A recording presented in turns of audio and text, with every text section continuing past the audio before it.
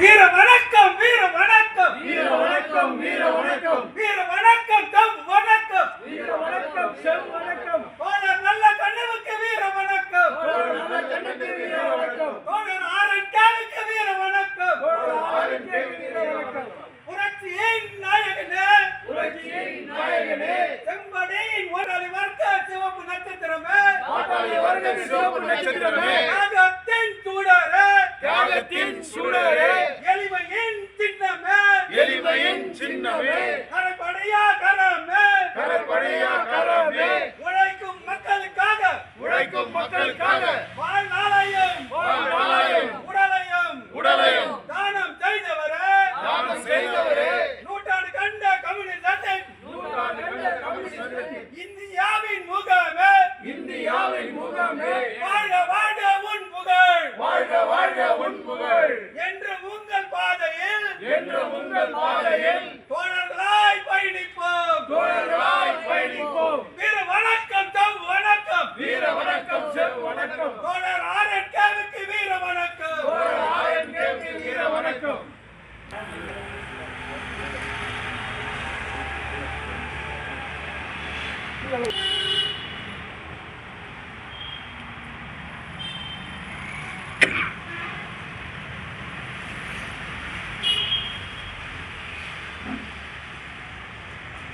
கலேட்டு காம்ரேடாரனுக்கு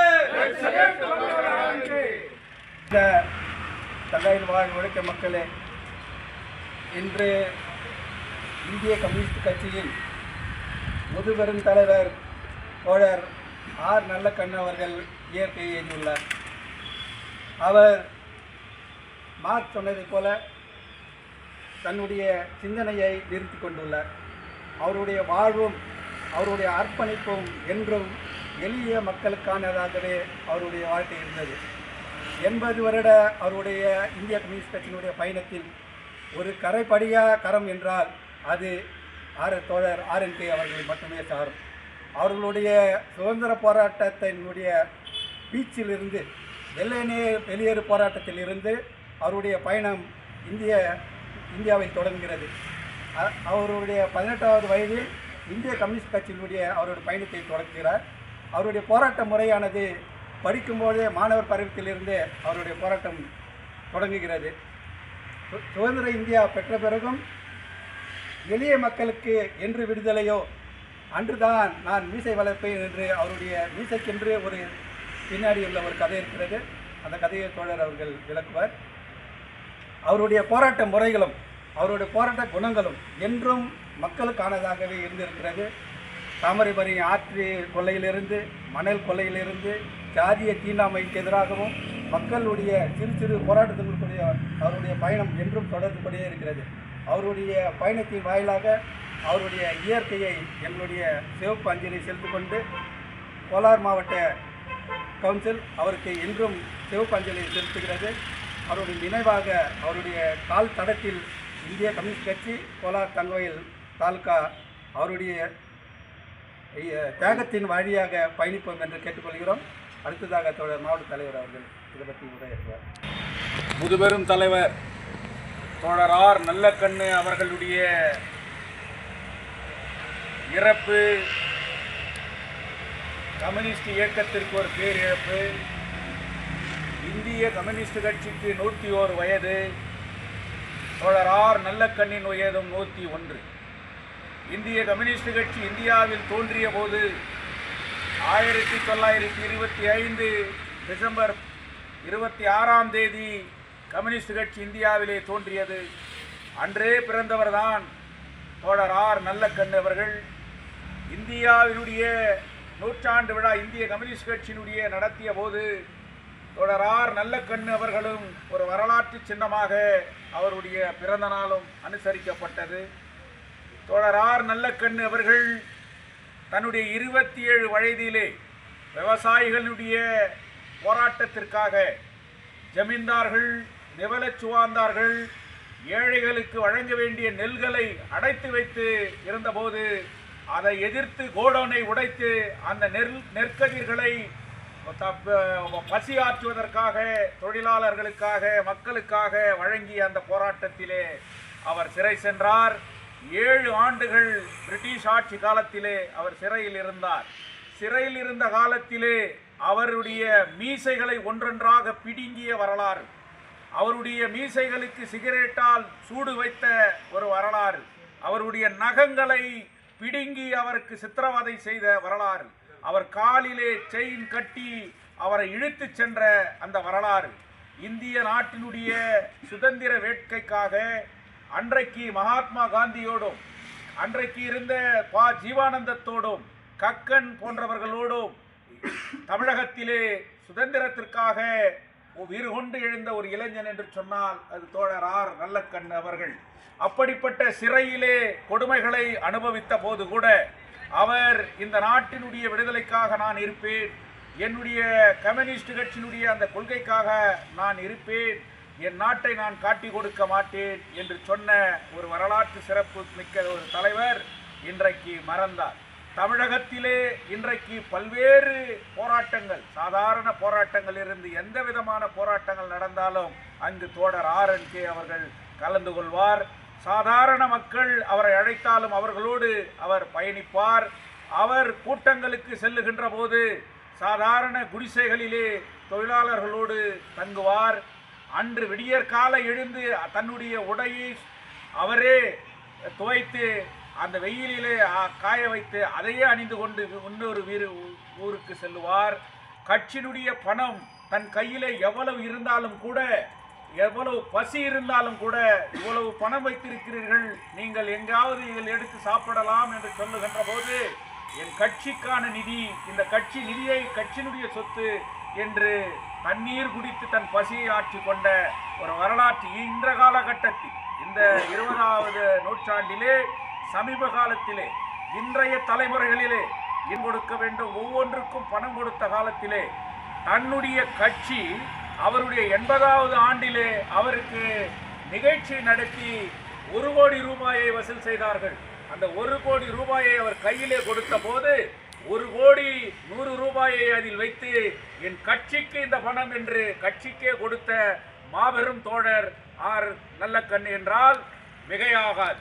தமிழகத்தினுடைய ஆட்சியிலே அவருக்கு தலைசால் விருது வழங்கி அவருக்கு 10 லட்சம் ரூபாயை காசோலையாக கொடுத்த போது இன்றைக்கு தமிழக முதல்வராக இருக்கக்கூடிய ஸ்டாலின் அவர்களிடம் இன்னொரு 1000 ரூபாயை அதில் வைத்து இந்த 10 லட்சத்து 1000 ரூபாயை நீங்கள் முதலமைச்சர் நிதிக்கு வையுங்கள், ஏழைகளுக்கு வையுங்கள், குடிசை இல்லாதவர்களுக்கு கட்டுங்கள் என்று அந்த பணத்தையே அரசாங்கத்திற்கு திருப்பி கொடுத்த மிகப்பெரிய நாயகன். தன்னுடைய வாழ்நாளை முழு நேர ஊழியராக அவர் வாழ்ந்தார். தன்னுடைய மனைவி ஒரு ஆசிரியராக இருந்தார். அன்றைக்கு கட்சி அவர் கொடுத்த மாத ஊதியம் வெறும் 30 ரூபாய். இந்த 30 ரூபாயிலே அன்றைக்கு தன்னுடைய அரசியல் வாழ்க்கையை துவக்கியவர். இந்திய நாட்டிற்காக, தமிழகத்திற்காக கம்யூனிஸ்ட் கட்சியுடைய கொள்கை மீது மிகவும் உறுதி மிக்கவர். எப்பேற்பட்ட இது இருந்தாலும் கூட அதற்காக இன்றைக்கு விவசாயிகளுடைய நலன் தமிழகத்திலே காப்பாற்றப்பட்டு இருக்கிறது. இயற்கை வளங்களினுடைய நலன் இன்றைக்கு தமிழகத்திலே காப்பாற்றப்பட்டு இருக்கிறது. ஒடுக்கப்பட்ட மக்களினுடைய குடிசை வாழ் மக்கள் இன்றைக்கு சொந்த வீடுகளை பெற்றிருக்கிறார்கள் என்றால் RNK அவர்களுடைய போராட்டத்தை யாரும் இன்றைக்கு எண்ணி பார்க்க முடியாது.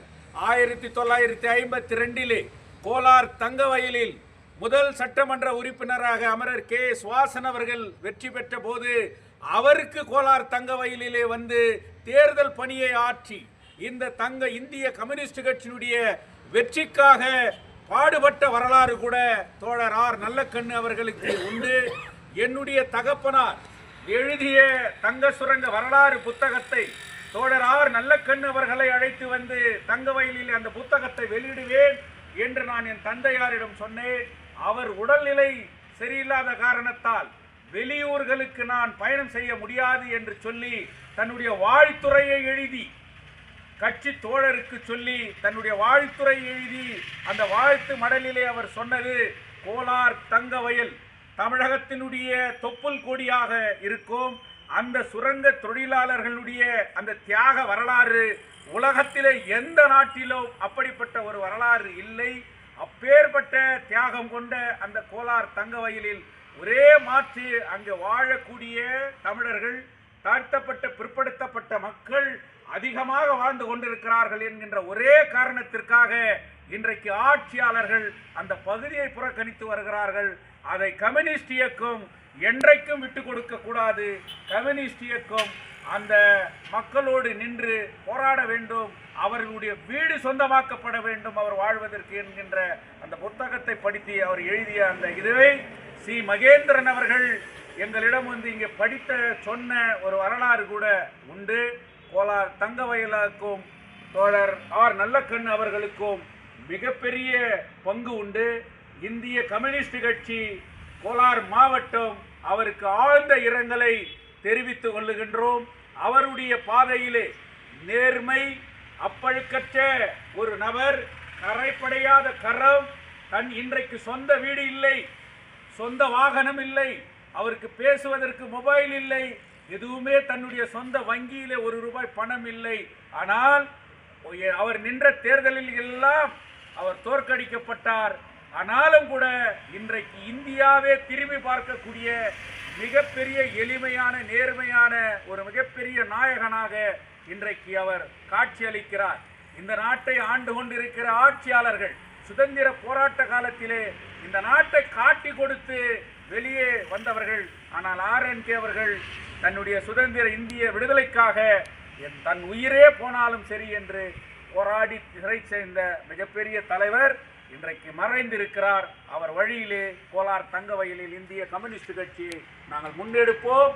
கம்யூனிஸ்டுகள் இறப்ப அவர்கள் மறைவதல்ல, அவர்கள் ஒவ்வொருவருடைய இறப்பும் அவர்கள் விதைக்கப்படுகிறார்கள்.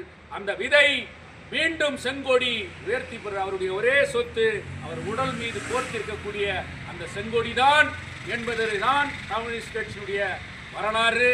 அந்த வரலாறுக்கு அவர் மீண்டும் ஒரு மிகப்பெரிய விதையாக இந்தியாவிலே கம்யூனிஸ்ட் கட்சி ஓங்கி வளர்வதற்கு அவர் விதையாக இருப்பார் என்று சொல்லி வீர வணக்கம், வீர வணக்கம். தோழர் ஆர் நல்லக்கண்ணு அவர்களுக்கு வீர வணக்கம்.